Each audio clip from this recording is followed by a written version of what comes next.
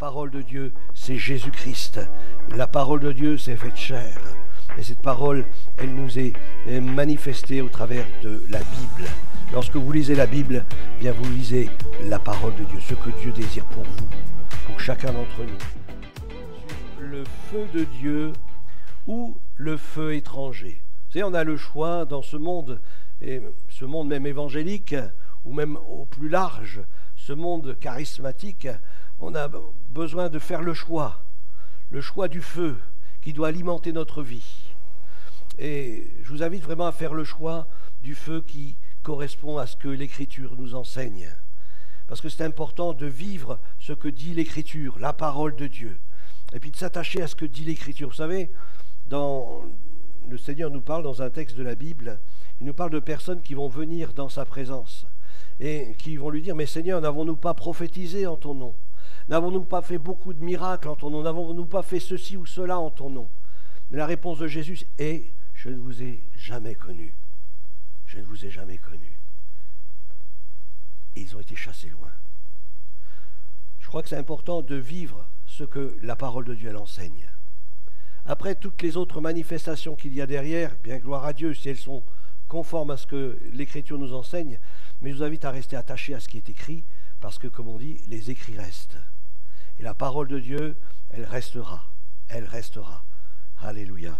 Elle demeure depuis déjà des siècles, et elle demeurera encore. Pas un seul trait de l'être ne disparaîtra jusqu'à ce que tout soit accompli. La parole de Dieu, c'est Jésus-Christ. La parole de Dieu s'est faite chair. Et cette parole, elle nous est manifestée au travers de la Bible. Lorsque vous lisez la Bible, bien vous lisez la parole de Dieu, ce que Dieu désire pour vous, pour chacun d'entre nous. Alléluia. Le feu sacré ne peut venir que de Dieu. Le feu sacré ne peut venir que de Dieu. D'ailleurs, vous avez un texte de la Bible qui dit si quelqu'un demande du pain, vous connaissez ce texte, etc., est-ce qu'il va donner un scorpion, un serpent, et à combien plus forte raison votre Père céleste vous donnera le Saint-Esprit si vous le lui demandez. Demandez le Saint-Esprit à Dieu. Jésus est celui qui baptise dans le Saint-Esprit. Ce n'est pas un homme, mais c'est Jésus qui baptise dans le Saint-Esprit. C'est un verset de l'Écriture qui le dit. Donc même si je me retrouve tout seul dans ma maison, et puis que je dis Seigneur, remplis-moi du Saint-Esprit, eh bien Jésus est suffisant pour vous baptiser, vous remplir de son esprit. Alléluia. Il l'a fait pour une multitude d'hommes et de femmes au cours des siècles, et je crois qu'il ne va pas s'arrêter là. Le feu sacré ne peut venir que de Dieu. Il se manifeste lorsque des hommes et des femmes cherchent le Seigneur de tout leur cœur. Tout à l'heure, on a chanté « assoiffés ». Est-ce que nous sommes assoiffés? Est-ce que nous avons soif de Dieu? Est-ce que nous désirons Dieu de tout notre cœur? Vous savez, c'était dans Acte 2, versets 1 à 4, il nous est dit que le jour de la Pentecôte, ils étaient tous ensemble, réunis dans un même lieu. Il y avait tous les disciples qui étaient là, les apôtres, et puis d'autres personnes. Il y avait la mère de Jésus, il y avait aussi les frères de Jésus qui étaient là, et peut-être même aussi les sœurs de Jésus qui étaient là. Et puis ils attendaient le Saint-Esprit, ils attendaient la promesse de Dieu. Vous savez que Jésus était monté au ciel devant plus de 500 personnes, était témoin de sa résurrection. Et là, il nous est dit qu'il enverrait le Saint-Esprit. Il a dit, lorsque je m'en serai allé, je vous enverrai le Saint-Esprit. Alléluia. Avez-vous reçu le Saint-Esprit lorsque vous avez cru? C'est ce qu'a dit l'apôtre Paul à des disciples. Je crois que c'est dans le coin d'Éphèse, par là-bas. Avez-vous reçu le Saint-Esprit lorsque vous avez cru?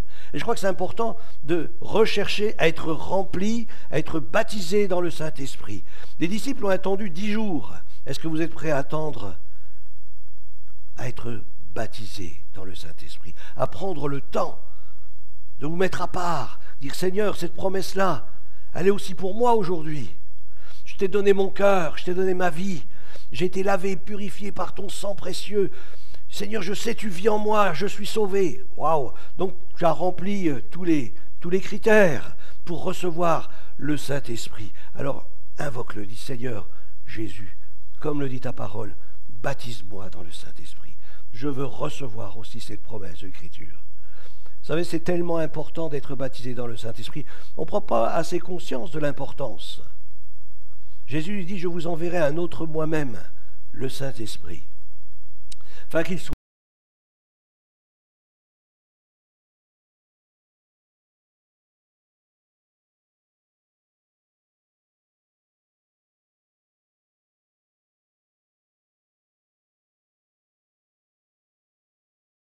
sur eux tous, pas seulement les apôtres, mais aussi les disciples. Il y avait plus de 120 personnes qui étaient réunies.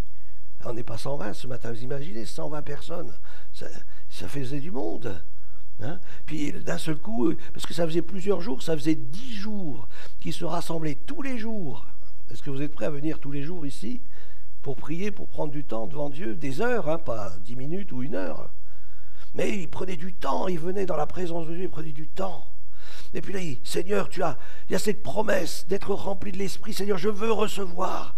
Nous voulons accueillir ta présence, le Saint-Esprit que tu as promis. Et il y avait vraiment dans leur cœur ce désir, cette volonté.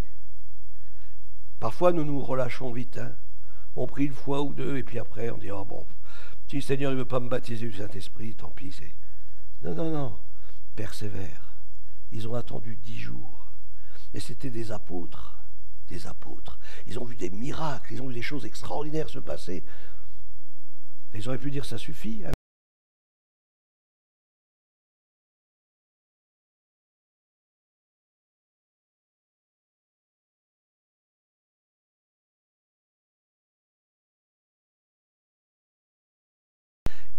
C'est vraiment important d'aspirer aux choses d'en haut, de les rechercher de tout notre cœur. Vous savez, on veut le réveil en France, comme on l'entend parfois ce qui se passe en Chine, en Inde ou un peu partout dans le monde, en Amérique du Sud. On dit, mais pourquoi pas nous, ici en France? Mais ça dépend que de nous. Dieu veut souffler partout dans le monde. Dieu veut souffler, mais simplement il veut voir des cœurs ouverts, prêts à recevoir. Il faut avoir soif de Dieu, faim de Dieu. Vous savez, lorsque je suis venu pour les premières fois dans une église comme celle-ci, où on prêche l'évangile, vous savez, lorsque les pasteurs sont venus à la maison, ils ont chassé les démons, etc., ils ont prié pour nous, mais après, ils nous ont dit, écoutez, venez au culte, venez aux réunions, et puis Dieu va vous bénir, Dieu va agir dans votre vie. Et puis on est venu.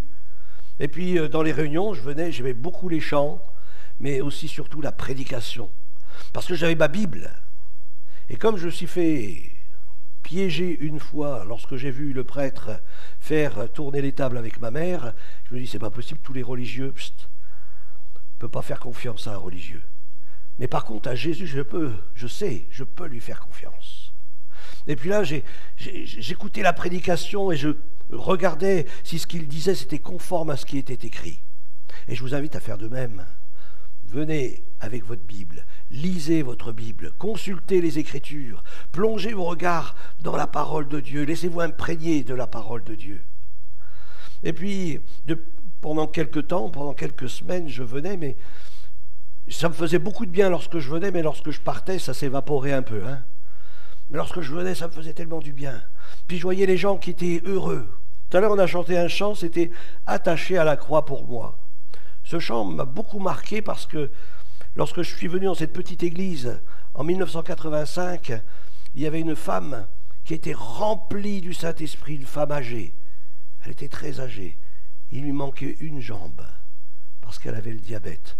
Mais un amour pour Dieu qui me scotchait tellement, elle aimait le Seigneur. Lorsqu'elle priait, lorsqu'elle prophétisait, lorsque l'Esprit l'animait, c'était extraordinaire. Cette femme avait un cœur pour Dieu. Et cette femme m'a marqué, a été pour moi un témoignage. Et je voyais cette joie sur cette femme, malgré ce qu'elle vivait, malgré ses problèmes de santé, il y avait une joie qui était là, on ne pouvait pas lui enlever. Puis je vais voir le pasteur, puis je dis, mais qu'est-ce qu'il faut faire pour être comme vous, pour avoir la joie que vous avez? Alors je ne sais pas si ce matin vous êtes venu avec la joie, mais je vous invite à venir avec la joie. Alléluia. Afin de donner soif à ceux qui sont autour de nous, soif de recevoir cette joie, cette paix. Et puis là, le pasteur, il me dit, écoute, si tu veux vraiment avoir cette joie, avoir cette paix, il faut que tu te repentes de tes péchés. Quand il me dit ça, je dis, mais repentir de mes péchés? Moi, je n'ai pas tué, volé un peu, fait des choses pas jolies aussi. Ben, je suis pas, il y a pire que moi, quoi. Écoute, si tu veux avoir cette joie, cette paix, il faut que tu te repentes de tes péchés. Elle me dit, je dis, mais comment il faut faire? Elle me dit, mais tu vas dans ta chambre, puis tu te mets à genoux et tu demandes pardon à Dieu. Le Saint-Esprit va te parler, va mettre en lumière des choses dans les recoins de ta vie, mais tout ce qu'il va te montrer, confesse-lui. Puis là, j'ai commencé, première journée, deuxième journée, troisième journée, le soir, quand je rentrais. Puis à un moment donné, quelque chose s'est passé. Alors je ne dis pas que c'était comme un vent impétueux, puis qu'une langue de feu est apparue. Non, non. Une conviction de péché est venue sur moi. D'un seul coup, je prenais conscience que j'étais le plus grand pécheur de la terre. Et là, j'ai versé des larmes et j'ai demandé pardon à Dieu. J'ai crié vers Dieu et j'ai dit, Seigneur, sauve-moi. Waouh! Quelque chose s'est passé. Vous savez, le plus dur aujourd'hui, c'est que des hommes et des femmes entrent dans le surnaturel de Dieu, entrent réellement dans la présence de Dieu. Aujourd'hui, on lève sa main, on vient prier, hop, puis on a l'impression que ça y est, on est chrétien. Mais non. La Bible nous dit, il te faut passer par la repentance, il te faut passer par la nouvelle naissance. C'est pas parce que tu parles de Jésus que tu es chrétien. C'est pas parce que tu lis la Bible que tu es chrétien. C'est pas parce que tu viens dans une église, même évangélique, que tu es chrétien. Ce qui fait de toi un chrétien ou une chrétienne, c'est quelqu'un qui est né de nouveau, qui a fait une rencontre personnelle avec Dieu, qui a rencontré Dieu, et qui peut dire, je sais, je suis sauvé. Je sais, mes péchés ont été pardonnés. J'ai été lavé, purifié par le sang de Jésus. Et vous savez, ce cheminement que j'ai pu faire, ça a duré plusieurs jours. Moi, à l'époque, j'avais 21 ans, j'étais jeune et beau. Et puis, on était dans les rassemblements de jeunesse. Et puis là, dans un rassemblement de jeunesse, c'était un pasteur âgé qui prêchait. C'était Gilbert Riggenbach, je ne sais pas si vous connaissez, il habite la région. Et c'est lui qui était le pasteur de ce rassemblement de jeunesse, là. Et puis, il prêche Jésus. Parce que c'est ça qu'il faut prêcher. Il prêche Jésus crucifié. Et là, pendant qu'il prêche, mon cœur est touché.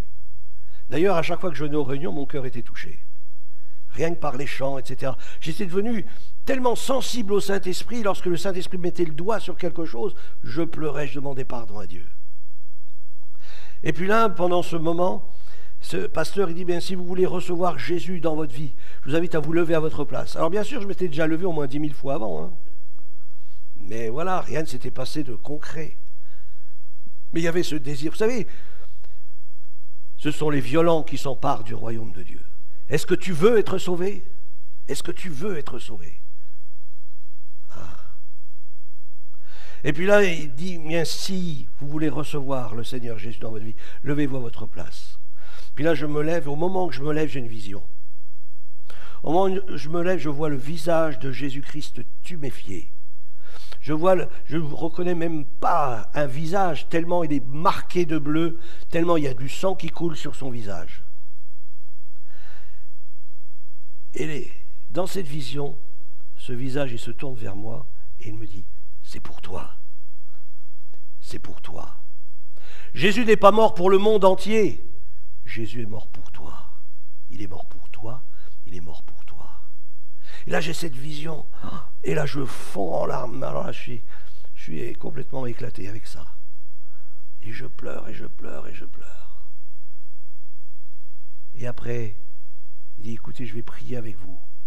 Et au moment où le pasteur, il prie, puis il dit, demandez au Seigneur Jésus de venir dans votre vie, de venir dans votre cœur, de prendre place en vous. Et que je répète cette prière. Une fois que je suis fini de répéter cette prière, je m'assois, et puis là, je sens une paix qui me remplit. Une paix qui m'inonde. Je sens cette joie que j'ai tellement recherchée pendant ces quelques jours. Je sens cette joie qui m'inonde, qui me remplit. Et là, je sais que j'étais sauvé. Là, je savais que j'étais sauvé. Je savais que j'avais été réconcilié avec Dieu. Je savais que maintenant, je lui appartenais. Et tu as besoin de faire cette expérience, d'être sûr de ton salut. C'est pas j'espère être sauvé, c'est je sais, je suis sauvé. Alléluia. Le psaume 29, verset 7 nous dit, la voix de l'Éternel fait jaillir des flammes de feu. Alors comme je vous disais dimanche dernier, lorsque ils ont vu des flammes de feu apparaître sur la tête des disciples qui étaient présents dans la chambre haute, ça a dû les choquer, puis ils dire, mais est-ce que c'est biblique? C'est biblique. C'est biblique. La voix de l'Éternel fait jaillir des flammes de feu.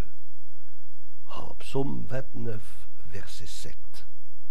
Je crois que ce que l'on vit doit être conforme à ce qui est écrit. Ce que je vis doit être conforme à ce qui est écrit, à la parole de Dieu. La Pentecôte, c'est aussi des flammes de feu. La parole de Dieu fait jaillir des flammes de feu dans notre vie. La parole de Dieu anime en nous une flamme extraordinaire. La parole de Dieu allume en nous un feu extraordinaire qui bouillonne. Vous savez, lorsque j'ai vécu cette réconciliation avec Dieu, je n'ai pas pu m'empêcher de rendre témoignage partout autour de moi qu'il n'y avait de salut en aucun autre qu'en Jésus seul. Cet amour du Seigneur m'a tellement bouleversé, m'a tellement rempli, que lorsque je regardais les personnes qui m'entouraient, je les voyais, comme Jésus le dit, comme des brebis qui n'ont pas de berger. Et j'étais ému de compassion pour elles. Je disais, mais il faut que tu connaisses le Seigneur, parce que vraiment il t'aime. Et quand je leur parlais, j'étais tellement ému de compassion que même eux, ils étaient choqués, ils me disaient, mais on ne te reconnaît pas. C'est vrai, quand Dieu parle de nouvelle naissance, bien tu n'es plus le même. Tu n'es plus le même. Tu es une nouvelle personne. Tu as une nouvelle identité. Je suis un enfant du royaume. Il faut qu'il y ait cette différence. S'il n'y a pas cette différence, c'est que tu n'es pas passé par la nouvelle naissance. C'est que tu es encore dans tes péchés. C'est que tu es encore privé de la gloire de Dieu. Alors je t'invite vraiment à te repentir de tes péchés et à t'approcher de lui et à faire l'expérience, cette expérience-là de la nouvelle naissance. Alors bien sûr, lorsqu'on rencontre le Seigneur, quelque chose se passe dans notre être tout entier. Il y a une transformation qui s'opère. Et j'aime beaucoup le Seigneur parce que, et quelque part, il a de l'humour, hein. Lorsqu'il montre des flammes de feu qui apparaissent sur la tête des gens, je pense que mon langage aussi doit changer. Mon langage doit changer. Quel est mon langage ? Ma langue doit se soumettre au Saint-Esprit. D'ailleurs, c'est pour cela qu'on entend des gens qui parlent en langue, parce qu'ils soumettent leur langage au Saint-Esprit. Et ils parlent de nouvelles langues. Ils ne comprennent pas, mais ils savent que ça leur fait du bien, ça les édifie. Alléluia. Dans Jacques, au chapitre 3, verset 6, il nous est dit que la langue aussi est un feu. C'est le monde de l'iniquité, nous dit l'Écriture. La langue est placée parmi nos membres, souillant tout le corps et enflammant le cours de la vie, étant elle-même enflammée par la géhenne. Jacques chapitre 3, verset 8 nous dit « La langue, aucun homme ne peut la dompter. C'est un mal qu'on ne peut réprimer. Elle est pleine d'un venin mortel. » Quel est mon langage ? Si tu es chrétien, si tu appartiens à Jésus, si tu étais réconcilié avec Dieu, si tu es plein d'amour, de compassion, de miséricorde et de bonté, quel est ton langage ? Je crois que ça doit se voir dans la manière que j'ai de parler. Comment parles-tu à ton prochain ? Est-ce que tu le blesses ? Est-ce que encore dans ta langue, il y a encore ce venin mortel pour tuer, pour briser, faire du mal, pour humilier, pour détruire ? Notre langage doit changer. Si je suis réellement chrétien, bien Seigneur, viens circoncire ma langue. Mais je ne veux plus parler comme avant. Je ne veux plus dire ces mauvaises paroles. Vous savez, au début que je me suis converti, enfin juste avant, il n'y avait pas une phrase où il y avait une grossièreté qui sortait de ma bouche. Pas une fois. À chaque fois, il y avait quelque chose qui sortait, une grossièreté. Mais c'est normal, je vivais avec des jeunes dans les cités, puis il n'y avait pas une phrase où il y avait un mot grossier qui sortait. Il fallait que ça sorte. Bien, le jour où j'ai donné ma vie à Dieu, il n'y a pas eu besoin d'études bibliques sur le sujet, mais mon langage a changé. Et lorsque ça sortait, malgré tout, j'ai dit, Seigneur, je te demande pardon. Je te demande pardon, Seigneur. Transforme mon langage. Parce que c'est toi que je veux glorifier, pas le diable. Alléluia. Alors, pour en revenir à quelque chose qui est important et que j'aimerais vraiment souligner ce matin, nous ne cherchons pas à parler en d'autres langues. On ne cherche pas à parler en d'autres langues. Mais par contre, on recherche à être baptisé, rempli du Saint-Esprit. Et parce que je suis baptisé et rempli du Saint-Esprit, c'est là que je vais commencer à parler dans d'autres langues. Souvent, les gens, ils recherchent à parler en d'autres langues. Mais ce n'est pas cela qu'il faut rechercher. Ce qu'il faut rechercher, c'est le baptême du Saint-Esprit. Et lorsque tu vas être baptisé dans le Saint-Esprit, rempli du Saint-Esprit, c'est là que tu vas voir que tu vas parler en d'autres langues. Comprenez, c'est tellement important. Le feu de Dieu vient d'en haut et non d'en bas, l'exemple du sacrifice d'Élie. Connaissez l'histoire d'Élie? Il nous est dit que le feu est descendu du ciel et il a consumé l'offrande et l'eau qui était autour du sacrifice. Jésus est venu dans le monde pour allumer un feu. Un feu. Dieu veut allumer un feu dans ta vie. Dieu désire faire aussi une différence entre celui qui est saint et celui qui ne l'est pas, entre celui qui lui appartient et celui qui ne lui appartient pas. Il est venu faire une différence. Si tu ne fais pas la différence, c'est qu'il y a quelque chose qui ne va pas dans ta vie. Si je ne fais pas la différence, ça veut dire qu'il y a quelque chose qui ne va pas dans ma vie. Je dois pouvoir faire la différence. Il faut que ceux qui m'entourent puissent voir que vraiment, je suis différent. Sinon, ça ne sert pas à grand-chose. Allumer un brasier pour stopper la puissance de la mort et du jugement. Je crois que lorsqu'on est rempli du Saint-Esprit, rempli de la présence de Dieu, rempli du feu sacré, nous avons une puissance extraordinaire que Dieu nous a donnée, c'est de pouvoir stopper une puissance de mort. Alors il y a un texte que j'aime beaucoup, c'est dans Nombre, au chapitre 16, au verset 47. Je ne sais pas si vous vous souvenez de ce passage. Il nous est dit qu'Aaron, il prit le brasier, et comme Moïse l'avait dit, il courut au milieu de l'assemblée, et voici, la plaie avait commencé parmi le peuple. Il offrit le parfum, il fit l'expiation pour le peuple. Il se plaça entre les morts et les vivants, et la plaie fut arrêtée. Lorsqu'on est rempli du Saint-Esprit, rempli de Dieu, rempli du feu divin, eh bien nous sommes capables de faire stopper des querelles, de faire stopper des malédictions dans la vie des hommes, des femmes. Parce que nous avons une autorité dans la foi. Nous tenons le feu de Dieu. Nous prenons la parole de Dieu, qui est l'épée de l'esprit. Et là, nous pouvons arrêter tous les traits enflammés du malin avec le bouclier de la foi. Alléluia. Nous avons quelque chose dans notre vie capable de faire face à toute puissance de mort et toute puissance de jugement. Tu peux apporter la grâce, tu peux apporter le pardon avec cette parole que Dieu a mis en toi, une parole de réconciliation. Dans le psaume 39, verset 3, verset 39, 3 et 4, « Mon cœur ne brûlait-il pas ? Mon cœur brûlait au-dedans de moi, un feu intérieur me consumait, et la parole est venue sur ma langue. » Comme on dit souvent, c'est un bon dimanche. C'est de l'abondance du cœur que la bouche parle. Connaissez ce texte? C'est de l'abondance du cœur que la bouche parle. De quoi est-ce que je me laisse remplir? De quoi est-ce que je me nourris? Si je me nourris de la parole de Dieu, si je me nourris en étant rempli de l'Esprit de Dieu, eh bien je vais manifester autre chose dans ma vie. Je vais apporter quelque chose de bon. Luc 24, 32 nous dit « Notre cœur ne brûlait-il pas au-dedans de nous lorsqu'il nous parlait en chemin et nous expliquait les Écritures? Le feu du monde a ses limites. Il fait mal, il brûle, il blesse, mais le feu de Dieu apporte la guérison. Le feu de Dieu apporte la guérison. Le feu de Dieu apporte la transformation. Le feu de Dieu apporte la réconciliation. Le feu de Dieu apporte la paix, là où il y a la guerre. » On va terminer bientôt. Oh. Le feu met en lumière notre cœur. Acte 28, verset 3. Acte 28, verset 3. Il y a l'apôtre Paul, il se trouve dans une île, et là il ramasse des tas de broussailles. Je ne sais pas si vous connaissez, vous vous rappelez un peu du texte.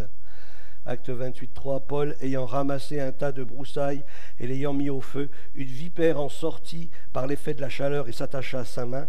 Quand les barbares virent l'animal suspendu à sa main, ils se dirent les uns aux autres, « Assurément, cet homme est un meurtrier, puisque la justice n'a pas voulu le laisser vivre. » Après qu'il ait été sauvé de la mer, Paul secoua l'animal dans le feu et ne ressentit aucun mal. Lorsque nous sommes soumis à l'épreuve du feu, lorsque nous nous laissons sonder par l'Esprit de Dieu, des choses doivent disparaître de notre vie.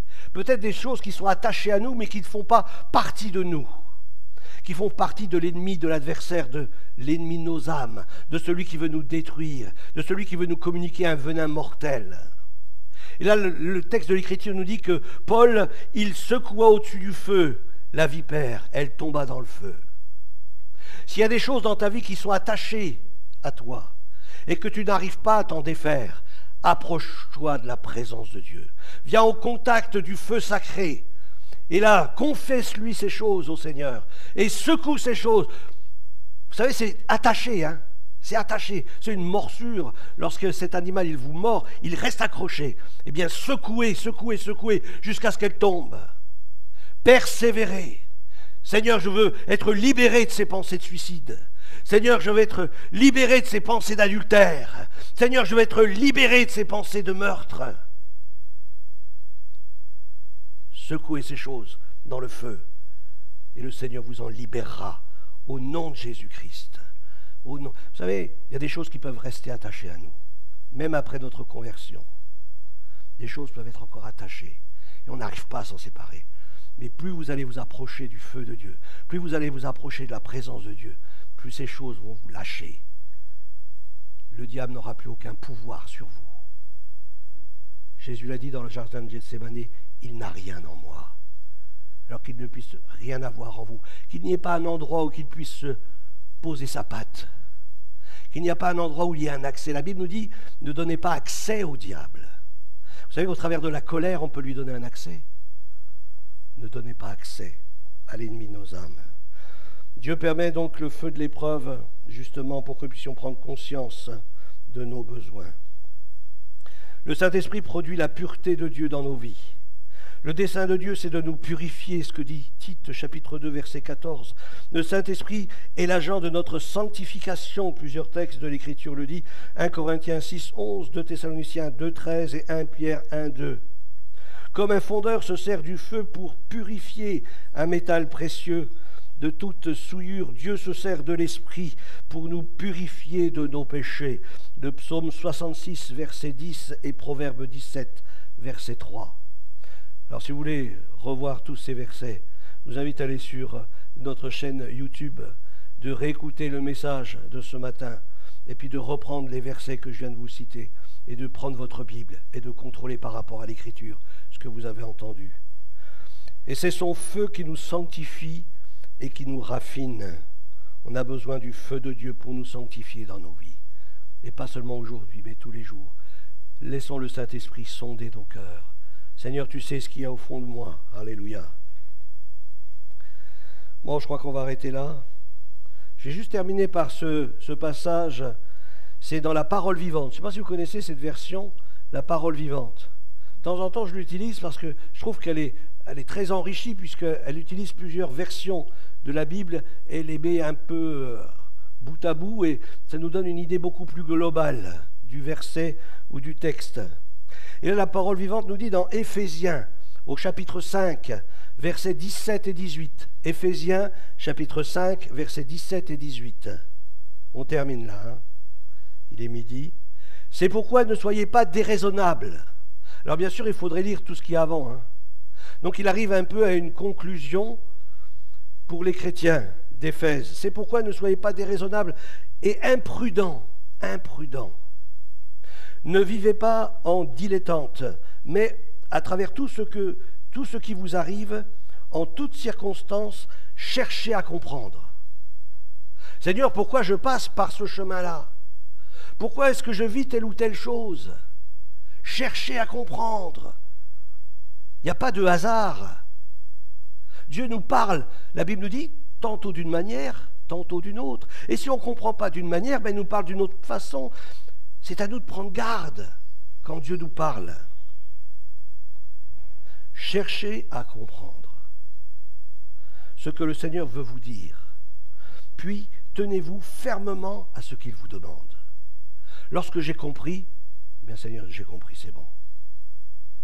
Et puis là, je tiens ferme. Et je prends une position. Hein, je pense par exemple à notre sœur Noël. Qui a mis je ne sais pas combien d'années à s'engager dans les eaux du baptême. Dieu lui a parlé de telle manière, tantôt d'une autre, etc. Mais à un moment donné, elle a pris position, elle a dit oui, maintenant je vais me faire baptiser. Maintenant je vais m'engager dans les eaux du baptême. Amen. Dieu nous parle. Dieu vous parle. Et c'est à nous de prendre conscience d'entendre cette parole et de réagir face à cette parole. Oui Seigneur, ça y est, j'ai compris, c'est bon. Je fais ce que tu m'as demandé. Je t'obéis et je tiens ferme. Je ne reviens pas en arrière. C'est la voie qui mène à une vie de plénitude. Entendre la parole de Dieu. Nous avons besoin de lui pour nous conduire. Ne cherchez pas l'ivresse que produit le vin. Cela mène à une vie déréglée, au libertinage et à la perdition. Mais buvez à longs traits. Et j'aime beaucoup la fin de ce verset-là. Buvez à longs traits à la coupe de l'esprit. Laissez-vous constamment, à nouveau, remplir par le Saint-Esprit et cherchez en lui votre plénitude. Alléluia. Laissez-vous constamment, à nouveau, remplir du Saint-Esprit. Seigneur, j'ai besoin de ta présence. J'ai besoin de ta présence dans ma vie. J'ai besoin de ton onction. J'ai besoin que tu m'enseignes. J'ai besoin que tu me conduises. J'ai besoin que tu m'éclaires, Seigneur. J'ai constamment besoin de toi. Alléluia. C'est pour ça que je vous dis, on n'est pas arrivé. Nous sommes en marche vers le ciel. Nous ne sommes pas arrivés. Je sais, je suis sauvé, mais je sais, j'ai besoin de sa grâce tous les jours de ma vie. On va se lever ensemble, on va prier le Seigneur, si vous le voulez bien. Seigneur, merci parce que tu es celui qui m'éclaire. Seigneur, merci parce que tu es celui, Seigneur, qui me révèle les choses peut-être qui sont cachées à mon esprit, à mon intelligence. Tu me parles au travers de songes, au travers de visions, au travers d'un frère, d'une sœur, de ta parole. Seigneur, et aide-moi, Seigneur, à faire les bons choix dans ma vie. Et à tenir ferme, Seigneur, face aux choses que j'ai entendues de ta part, à tenir ferme, à ne pas me laisser déstabiliser, pas me laisser divertir par quoi que ce soit, mais à demeurer ferme sur ce que tu m'as révélé par ton Saint-Esprit. Seigneur, merci de bénir mes frères et sœurs ce matin, qui sont là dans ta présence. Seigneur, tu sais ceux et celles qui ont besoin d'être remplis du Saint-Esprit, qui ont besoin d'être renouvelés dans le Saint-Esprit. Tous nous avons besoin de cette onction tous les jours de notre vie, afin que notre langue soit une source de bénédiction pour plusieurs, que nous puissions apporter une libération, une guérison, une délivrance. Seigneur, que nous puissions être animés de toi. Seigneur, merci de nous ouvrir les yeux sur des réalités que nous ignorons, que nous ne reconnaissons pas. Ouvre notre oreille à l'écoute de ta voix. Seigneur, rends-nous sensibles. Tu nous invites à marcher par le Saint-Esprit, non pas par nos propres forces, mais par ton Esprit, Seigneur. Et c'est par ton Esprit que je vais avoir la victoire. C'est par ton Esprit, Seigneur, que je triompherai de tous mes ennemis. Seigneur, bénis mes frères et sœurs ce matin. Merci de communiquer à chacun la force dont il a besoin pour aller plus loin avec toi, pour entrer dans les profondeurs de Dieu, pour vivre les réalités du royaume. Seigneur, nous te bénissons parce que tu ne nous as pas laissés orphelins, tu nous as envoyé le Saint-Esprit. Dans le nom de Jésus. Amen. Amen. Amen.